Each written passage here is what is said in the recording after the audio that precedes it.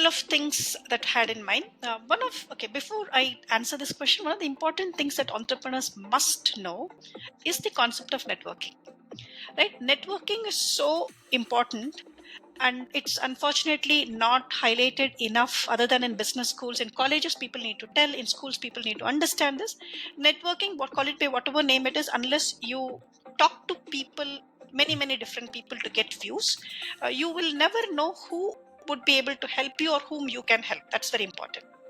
So when we built this software, I did reach out to a number of people in the industry, in the education industry, in the technology industry, and otherwise as well, to ask them, is it of worth, is it of any value to it, and how should and what were their views on the problem that I was trying to solve. And that was how I ended up meeting the CEO of this company. And that CEO thought it made a little, he didn't obviously have time to go through the presentation, but he said, look, this is the head of my content, please go talk to him.